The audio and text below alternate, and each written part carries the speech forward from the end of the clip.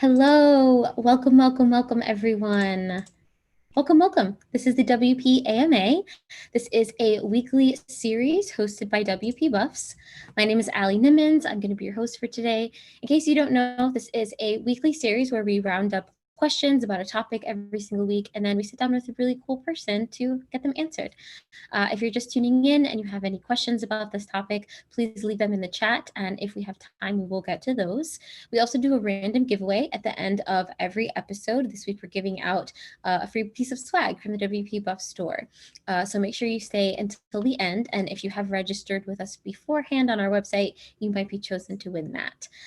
If you have not registered and you'd like to potentially win a prize in the future, go to wpbuffs.com/WP-AMA-series.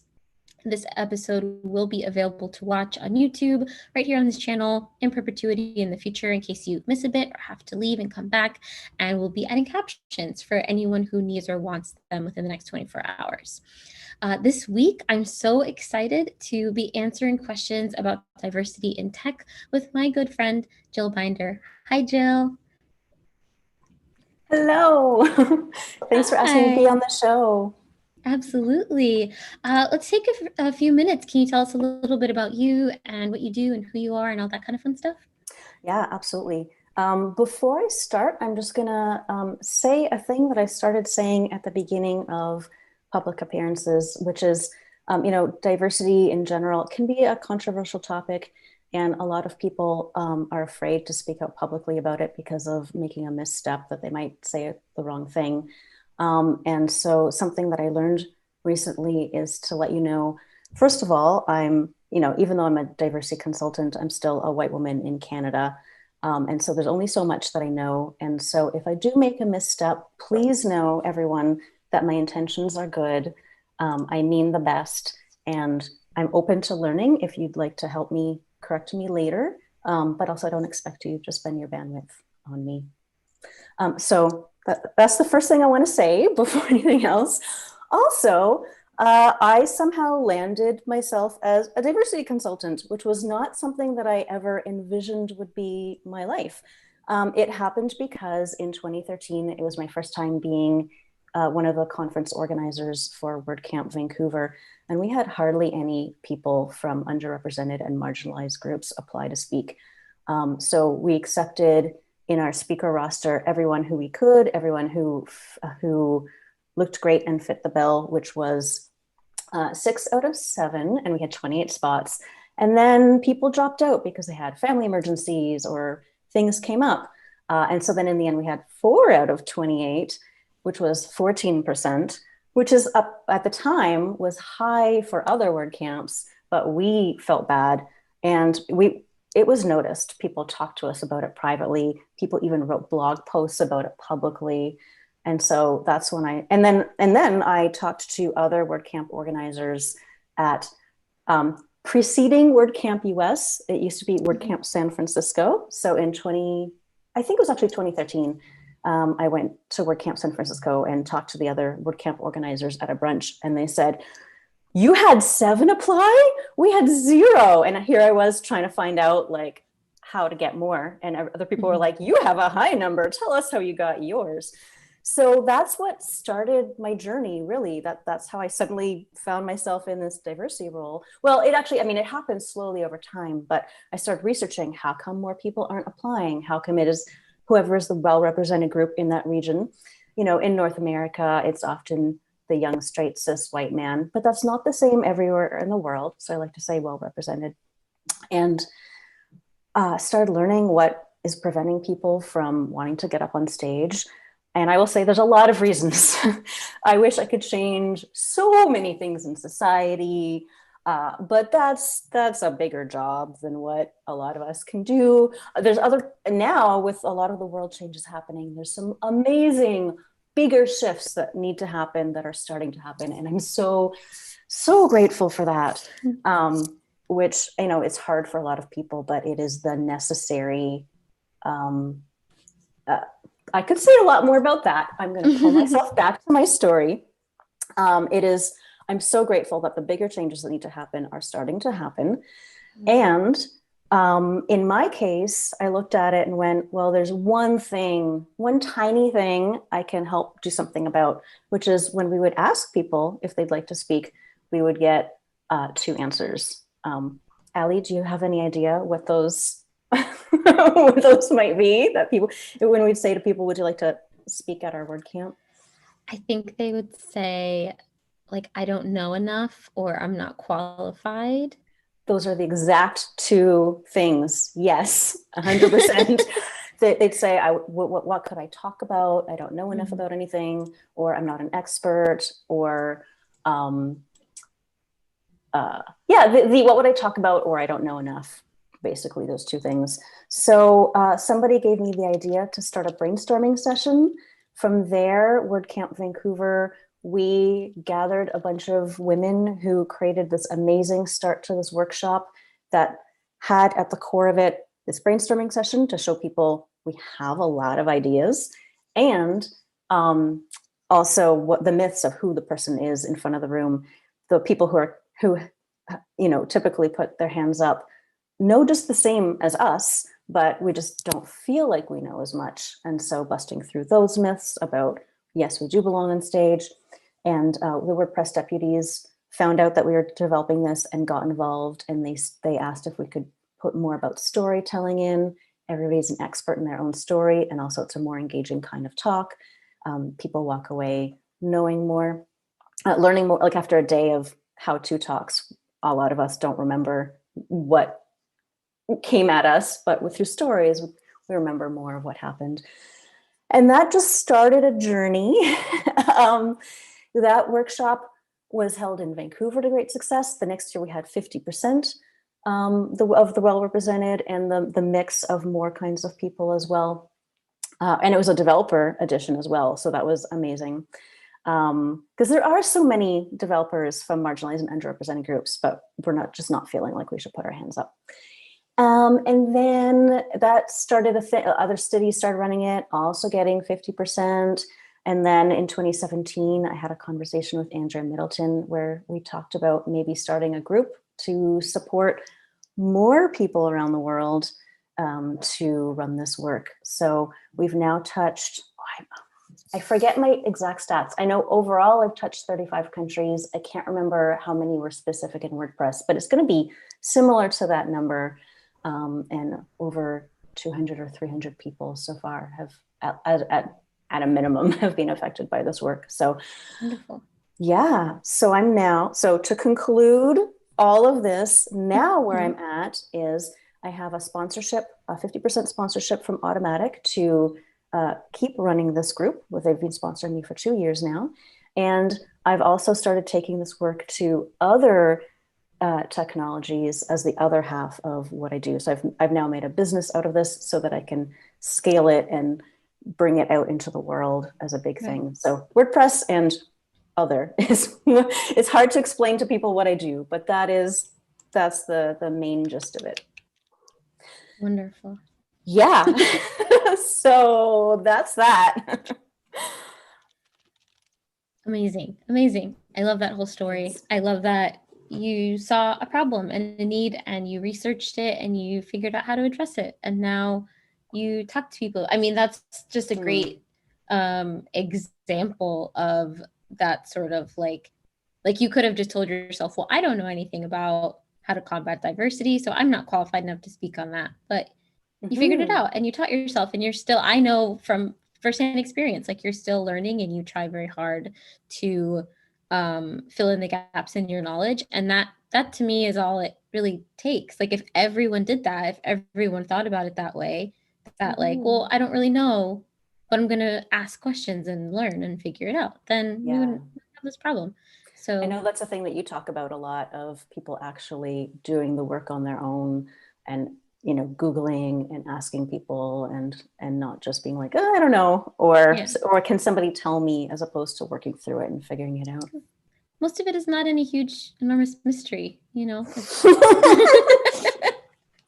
Like I don't feel like underrepresented people are keeping some secret about like how they want to be supported. It's just like, no, support me, Yeah. But let's move into our questions.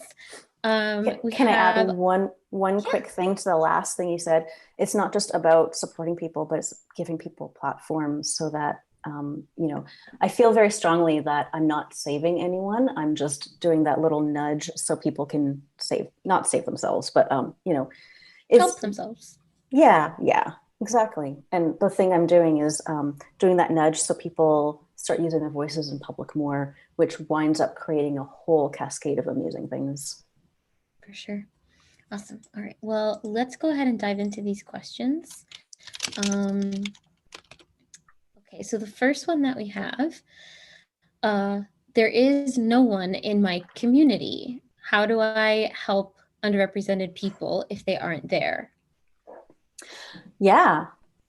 So I'm going to expand on this question a little bit. I think what the person is asking is, people say, how can I get more speakers?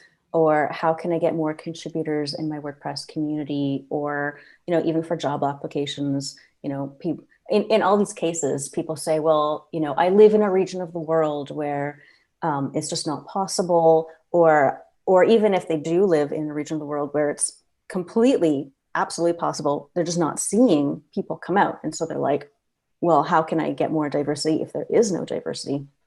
I would say, first of all, I used to say that it is everywhere, but I've tempered that a little bit. A good rule of thumb, and it was either you or Aruba who taught me this one or who suggested it, which was, if you look on Wikipedia or other sources of in your region, what is the makeup of different groups?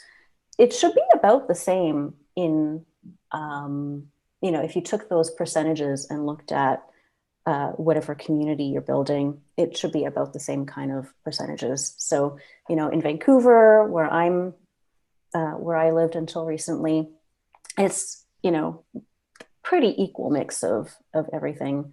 And so the fact that we didn't even have women applying at first was kind of a big deal, especially, in our case, the women were actually in the audience and contributing, just not speaking up. Where am I going with this? So people are there, they're just not feeling welcome. So there's a few things that's often the case. If somebody walks into a room and let's say I'm the only woman or the only whatever something, it can be a bit disconcerting. And so there's things that people can do to make it more welcoming. First of all, doing things like the workshops that I put on, where you're actually inviting people to a closed, supportive space. People come out. People who don't usually come out to community things actually come out to these. So when we first started it in Vancouver, we made it for women. We made sure that normally we were meeting at a space with three floors of rickety stairs. Is that the way you say it? Mm-hmm.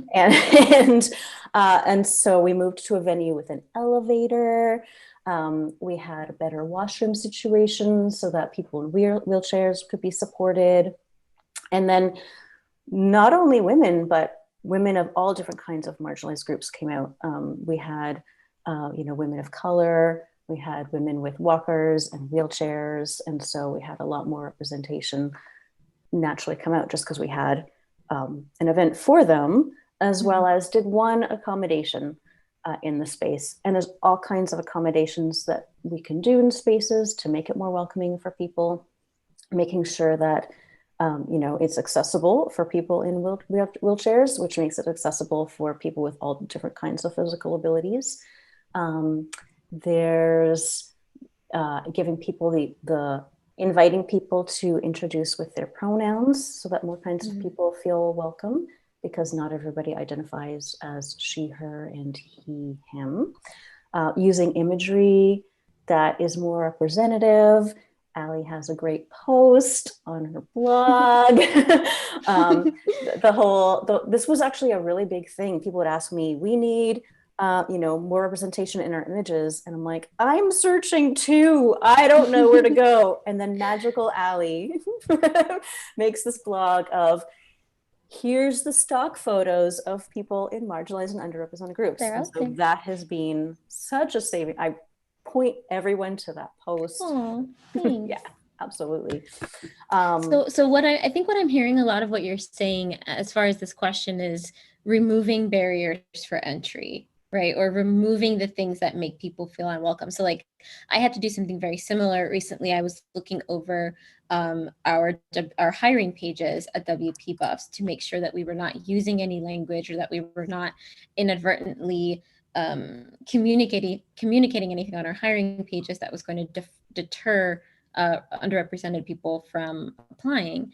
And so I did a lot of research about like what that actually means. And I learned things about, you know, using sports terminology can make people feel excluded, you know, because that communicates a very male or aggressive or that sort of stuff, type of mentality, and even certain buzzwords that communicate too much kind of that Silicon Valley fraternity brother sort of mentality, stripping all of that away and just being very specific about this is what we're looking for, this is what we want. It sounds like almost a virtual version of what you were talking about, like the things that somebody would see, like somebody approaches the building and sees 3 flights of stairs from their wheelchair and they're like, all right, well, this isn't for me. You know, looking at your environment, whether it's a virtual or a physical one, and saying, you know, what's gonna tell someone that this environment is not for them, and then how can I remove that? Yeah, absolutely. And I love that you brought up about the job application page, because would you like to hear a few more ideas for those pages as well? Sure. Yeah, take notes, everybody. So absolutely the sports terminology. I actually never heard it phrased as about sports terminology before, but I love that I'm going to file that away. Things I had heard was words like rock star, superhero, ninja. You know, a lot of us feel like we're just not as good as everyone else because we don't see ourselves represented. There's all kinds of reasons why that happens. So let's say I'm just going to compare stereotypical men and women for a second, although I'm going to say not everybody identifies. Generalization. It's a big generalization. Blah, blah, blah, blah. Okay. When I was first giving these talks, I'd be like, I'm going to talk like they're blobs, but they're not blobs. But typically, somebody who already feels comfortable in a society, so let's say in North America, men, will see a list of qualifications and be like, well, I have half of these, or I have one of these, I can apply. Whereas most of the rest of us might look at it and say, I have all but one, so I should not apply. I'm not qualified. Been there. So avoiding those words that self-select people out because we're like, well, I'm not an expert. We just automatically, a lot of us just think, unless we have some amazing life experiences that really make us feel like an expert, we're just, no matter how much we know, we're still like, I'm not an expert. So words like that to take out. There's a great tool. I want to say it's text.io or textio.com that will look through and help remove issues like that. I'm trying to find it. I haven't heard of that too. Yeah, textio.com. Yes. So that I've heard is a great tool as well. And also, you know, a lot of these companies put these grand wishes. I want somebody who's been using this technology for 10 years. The technology's only been in existence for 2 years, people. So, you know, do you really need that level of stuff? Maybe scaling it back a bit. Often people learn on the job, and, you know, it's more of a personality fit than a skills fit. Things like that. And also not saying all are welcome to apply, because that doesn't actually work. But saying something, this is something that I got again from you, Ali. I love that we're both learning from each other. You put in one of the word camps something like, we are actively looking for a mix of people. I forget the exact wording. I have it written down, but it was something like that. Yeah, I'm a big proponent of prioritize. If you're prioritizing diversity, say that. Like, that's not me as a diverse person. That's not going to stop me from applying. That's going to tell me that, oh, these people recognize that this is a problem and they're actively trying to fix it. You know, like that to me is very valuable. Let's move on to the next question, because I think we covered a good amount of stuff there. So basically, we're kind of saying, if you build it, they will come, but you have to build it in a really, really welcoming and intentional way. Yeah.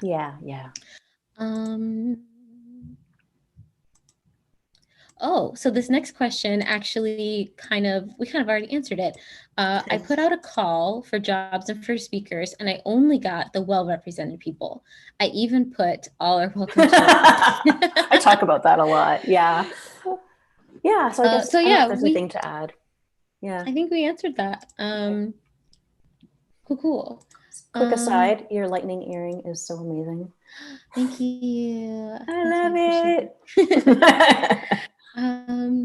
So the next question is, how can I make people feel welcome, included, comfortable, and safe? So we did talk about that a little bit, but maybe we could go into some more, maybe let's be specific with that question. So maybe let's talk about, I know that you have a lot of experience talking about like physical environments, like physical events, physical workplaces. Maybe let's talk a little bit more about virtual events and virtual workplaces now that we've pivoted pretty exclusively into that world.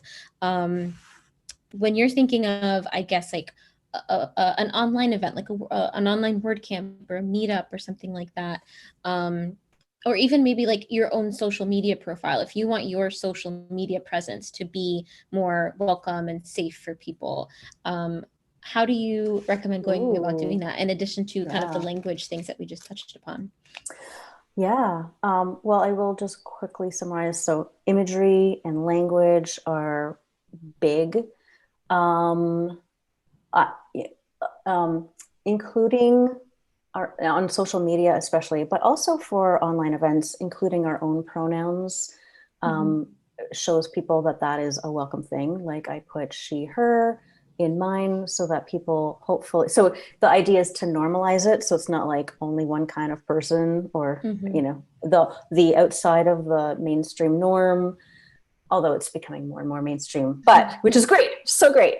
It kind of removes that heteronormative sort of thought process, right? Of like, you assume somebody who looks female would use she, her, but that's not always the case. That is absolutely not always the case. Yeah, exactly. So helping to normalize that. Not in both cases, not posting sexualized images that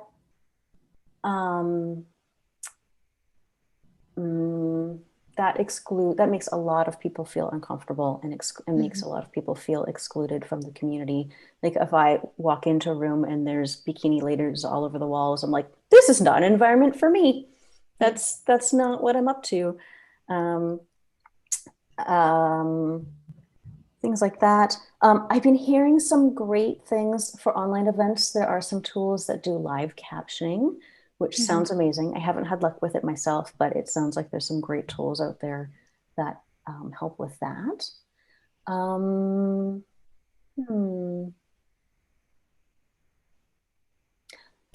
feel like that touches a lot. That touches on a lot, I think. Yeah. Just being really intentful and mindful about the kind of things that you put out there. I love the tilt that things have started taking, at least in our tech industry, like in the WordPress industry, where people are trying to not say, hey guys, or if they do, they try to correct themselves. And I read recently, somebody tweeted something about, if you went to go see a horror movie and you were like, oh, it was just violence porn, the use of the word porn is demoralizing and insulting to the concept of sexuality in general, which I thought was really interesting. Like, it's one of those little things that are baked into our culture that are meant to like make primarily women feel ashamed of their bodies.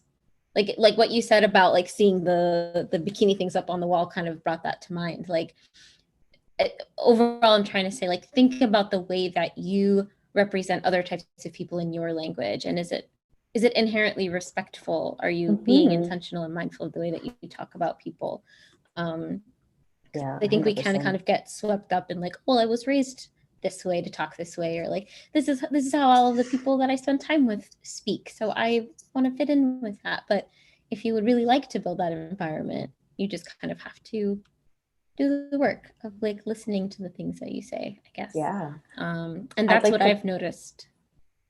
I was just going to say, that's what I've noticed that makes me feel included in this community is people care about what they say.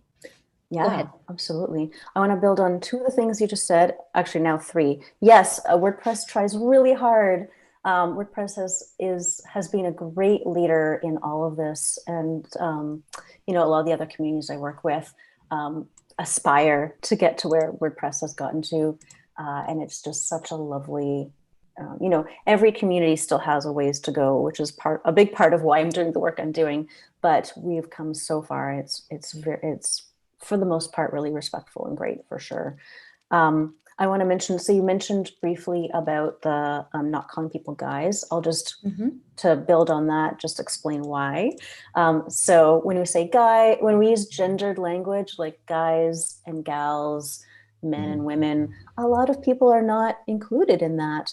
And so it subtly communicates to people who don't identify as guys and gals, men and women, ladies and gentlemen, that those people shouldn't actually be in the room, which is not what we want. We want everyone to feel welcome. So that is so changing language around that, like friends, y'all, colleagues, folks, people. I say friends a lot because I'm pretty friendly and I like everybody to feel happy and welcome. And I usually feel like everybody that I'm in contact with become friends pretty quick. So, and the other thing that you said, gendered, if it comes back to me later, it will. Well, you just sparked something that I remembered. What I've been every time I feel like I've had a conversation about the whole guys thing, I've had somebody say, well, guys is gender neutral. It's always been gender neutral.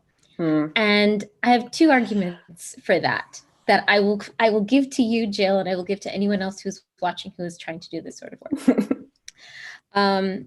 We have every power to change our language. Language in human culture has changed and evolved so much since we first fell down out of the trees. And so we have the ability to decide this is not what we want to use as a representative term, and we're going to use something else. The other thing, if somebody asks you that and they happen to maybe be a straight male, ask them, how many guys have you been on dates with?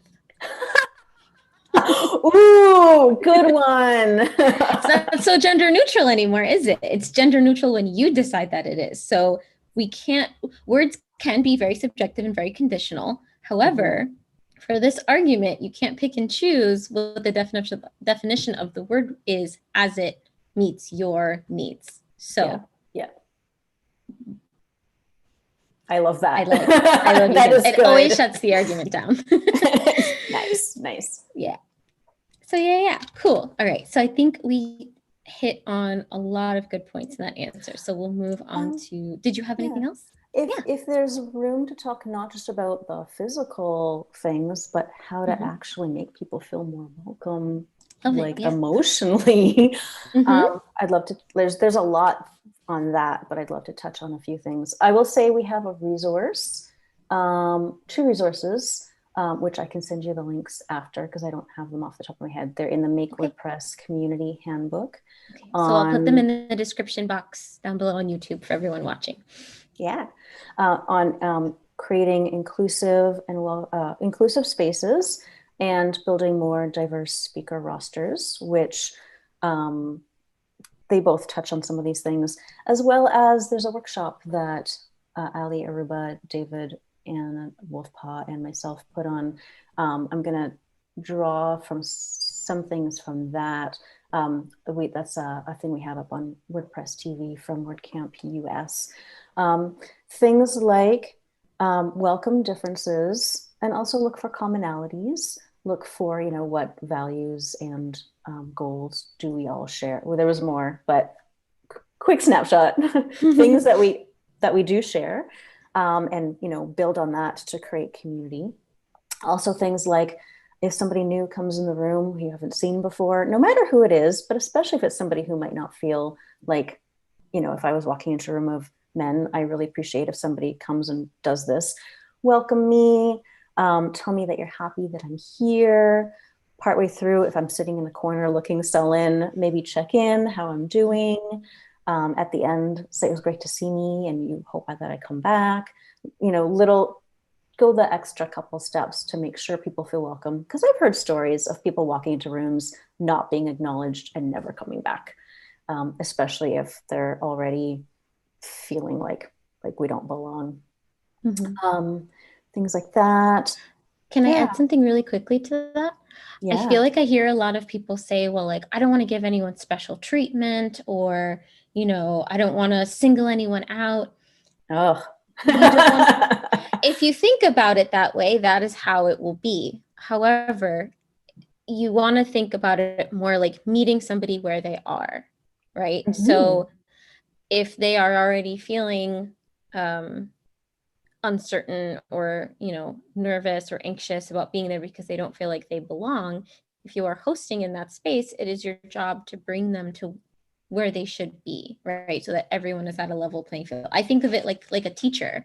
Like a teacher has a room full of kids, and if one of those kids is struggling, the teacher is not going to be like, well, if I spend extra attention on that kid, the other kids are going to feel left out. No, it's your job to make sure that that kid is also succeeding.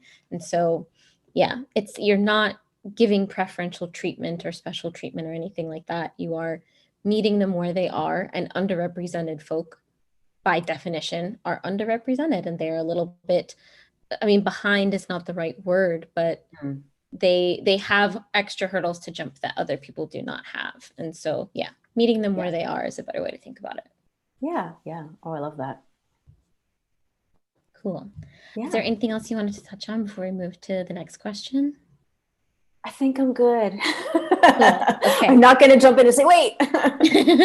We can always go back if you think of something else. I'm just checking to make sure that we don't have any questions in the chat, because sometimes people join us in there and it's super fun. Nope, no questions in the chat. But if you are watching and you have any additional questions, or you'd like us to build off of anything Jill has said, please go ahead and leave that in the chat here on YouTube. Okie dokie. So the next question I love: what makes diversity in tech different than diversity in any other industry? So one of the things I said when I was promoting this is like, we are talking about diversity in tech because that's what I know that you do. So yeah, how does the problem of diversity in our industry differ from issues of diversity globally, societally, in any other similar industry? That's interesting. I automatically, it's a great question. And I automatically start thinking of all the ways that it's the same.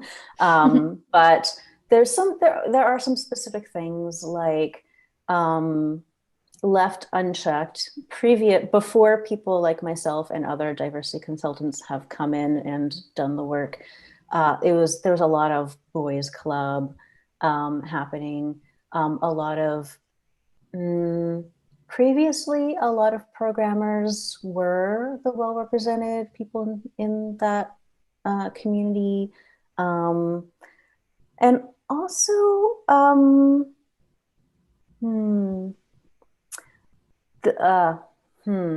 there's a concept forming in my head, and I'm not sure if I'm going to say it right, but a lot of programmers are on the neurodivergence scale. So there are, some people gravitate to it because they might not have as good an easy time with social interaction. There might be some people on the autistic spectrum.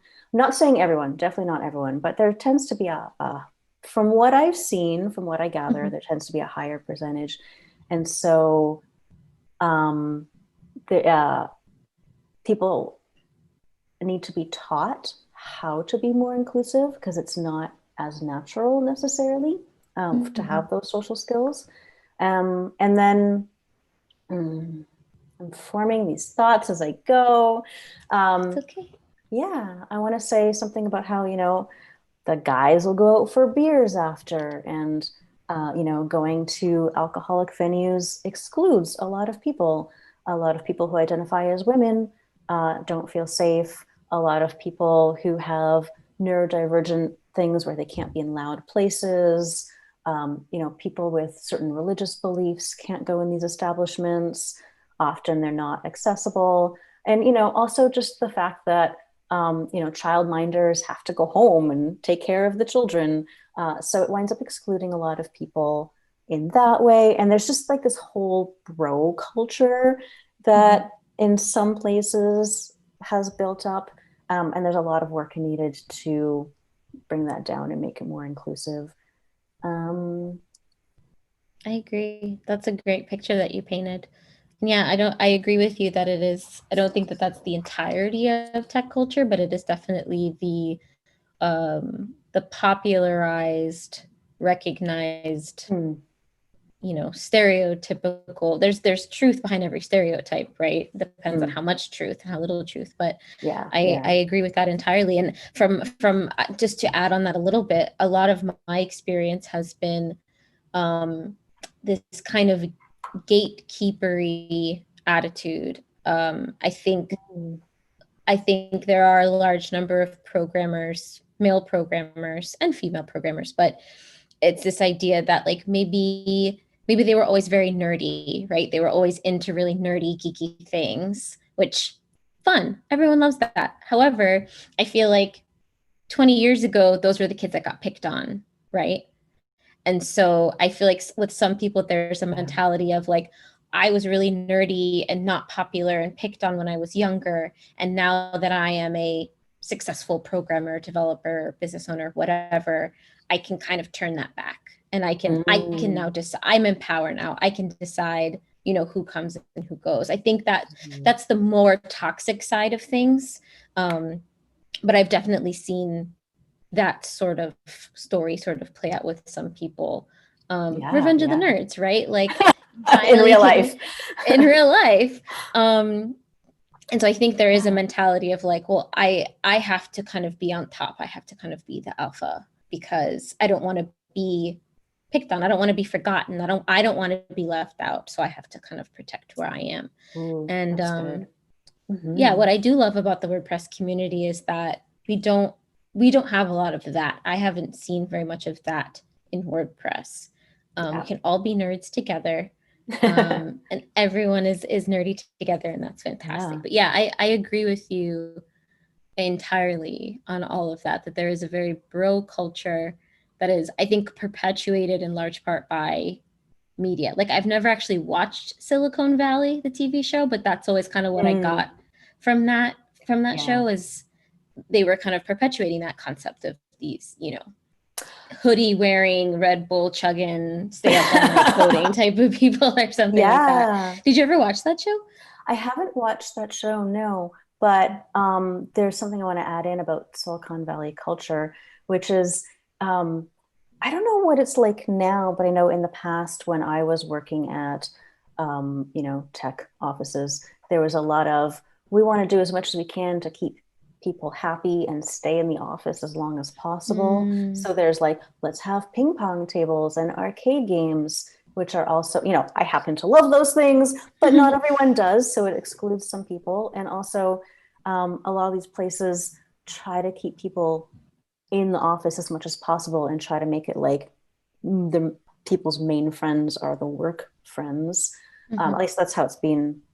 I know in the past. I'm not sure what it is now, but that doesn't work for childminders, people who need to actually rest. Like me, I need a lot of rest. I need naps. I can't be at the office 24/7.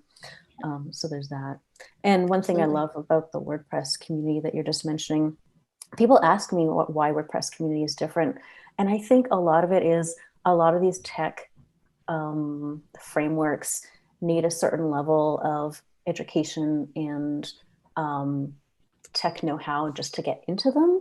Whereas WordPress, a lot of people come in as a blogger and then grow from there and become, some people become the highest developers, but the entry point is kind of an easy entry point where if somebody had a lot less privilege and them and their family couldn't afford to send them to university, or it wasn't in their culture, it's just not what people in their neighborhood did, there's still so much opportunity in WordPress, and it's easier to get into it, and it's really easy to grow because the community is all supporting each other, which is so beautiful, and I love it so much.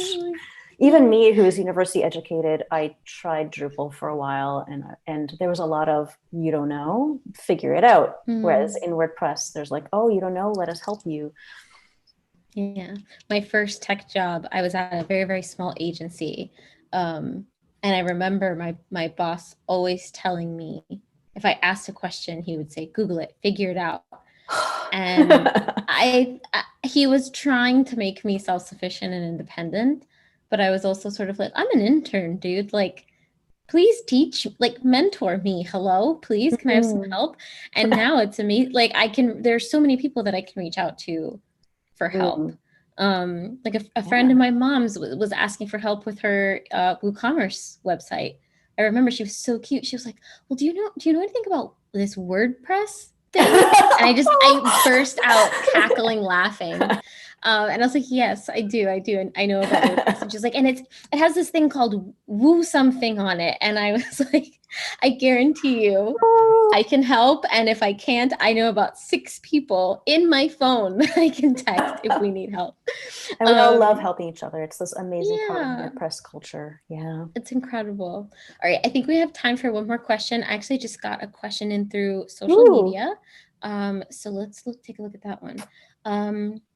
How do I convince my employer that they need to put some more effort into finding a more diverse pool of applicants for open tech positions? I feel like sometimes, as the woman on the team, part of recruiting women to work with me is on me, but I don't think it should be. That's a great question. Yeah. Oh my gosh. Yeah,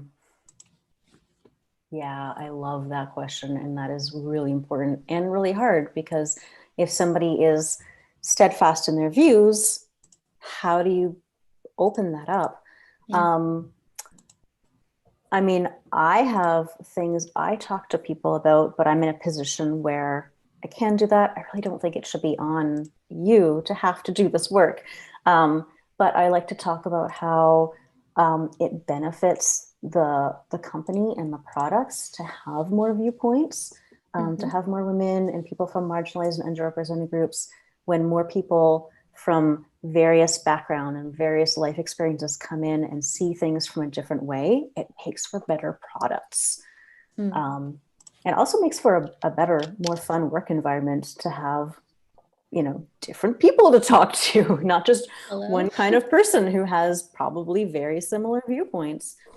It not only makes for better products for everyone, but also it opens up the user base that, those things that certain people, we often are thinking about our own experiences. And so if it's all men, the men aren't going to be thinking necessarily about other things. Like, let's say, this isn't a man-woman thing, but there's a younger person, older person thing, size of font, young people, again, stereotypically, speaking in generalizations, again, won't notice if font is small.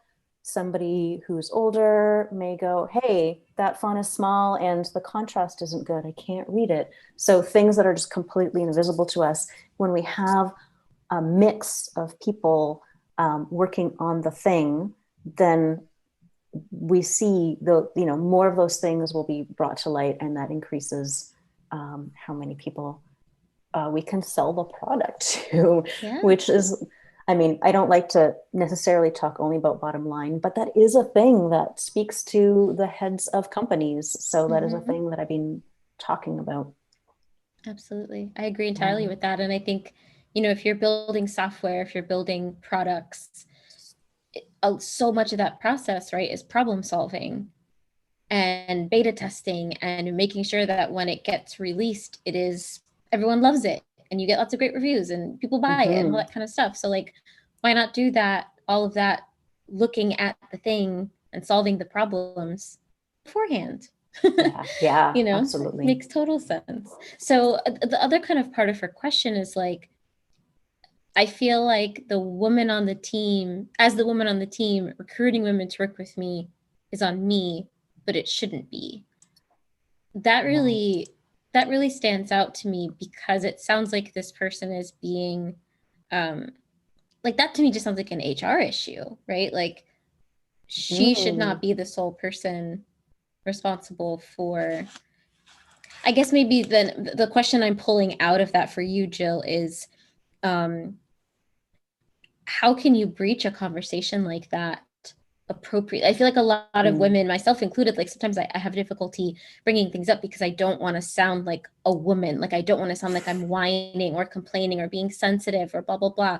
So like, do you have any suggestions or recommendations for how you can breach a conversation like that with your employer as a woman if you really are uncomfortable with being perceived in that way?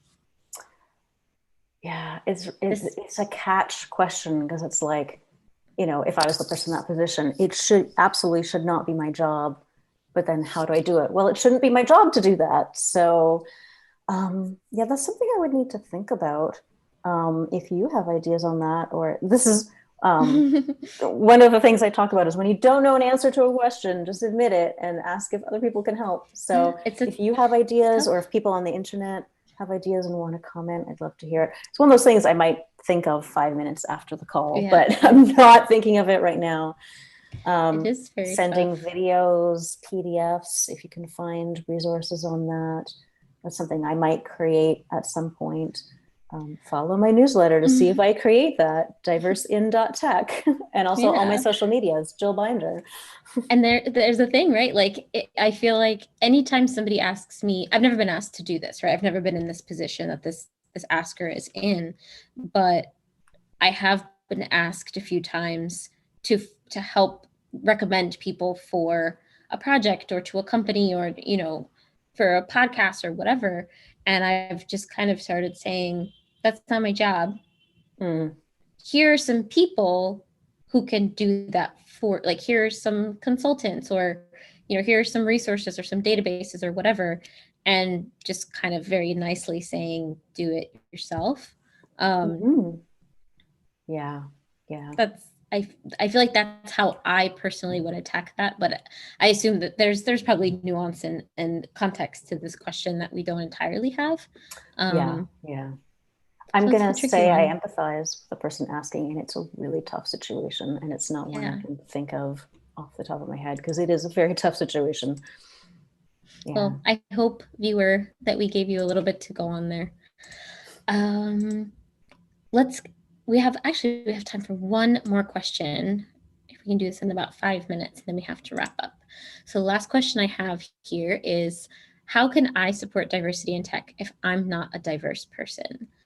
I feel like we've talked about this a lot. So maybe let's look at this from the angle of, I've heard some people ask, you know, how can I prevent my assistants from being tokenizing or patronizing, or, you know, I don't want to join into environments and spaces where I don't belong. You know, if it's like an all-female Slack group and I want to go in and be supportive, maybe it's not a place for me. So like, how does an overrepresented person express their allyship without, you know, being insensitive or stepping on people's toes? Yeah, that's a great question. And I'll speak to how we do it in the group that I'm running in WordPress, the Diverse Speaker Training Group, hashtag WP Diversity.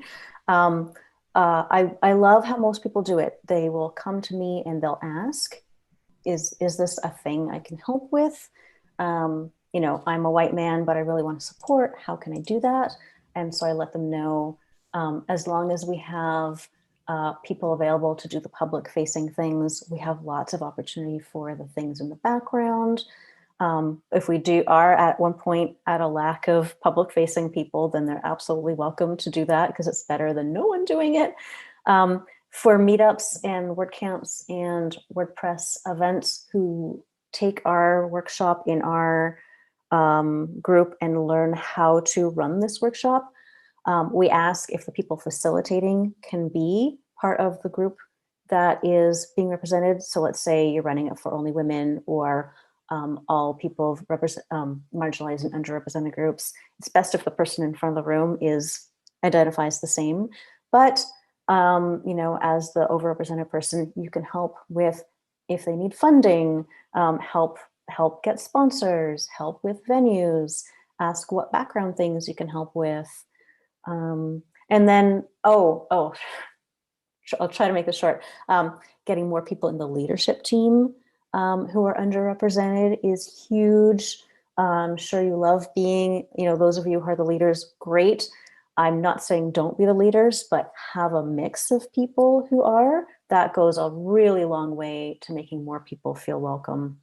And also things like the speaker selection committee or the job application committee, have a mix, if you can, have a mix of representation there as well, so people don't feel tokenized when they're chosen. And also, we tend to gravitate to people who are like us. So if there's a mix of people, then that gets represented. And giving platforms for people to speak. So this is a really great segue to a quick plug for the work that I'm doing in WordPress. Send people over to our workshops. Currently, we're holding them about monthly. During COVID, we're holding them for participants for the community directly, people from marginalized and underrepresented groups. When you encourage people to step up on stage, magic things happen. People start, some people go on to become organizers, decision makers, leaders, contribute a lot more in different ways, get new jobs, lots of amazing things happen. So getting people on stage. If you're an organizer of an event, taking our workshop on how to hold that workshop. And if you're not in WordPress, checking out diversein.tech to see, how I could help your group with similar workshops. You are muted. Sorry about that. That dovetails really nicely into the last thing that I just wanted to say, which is when in doubt, hire a professional. Diversity work is awesome and everyone can do it and everyone can contribute.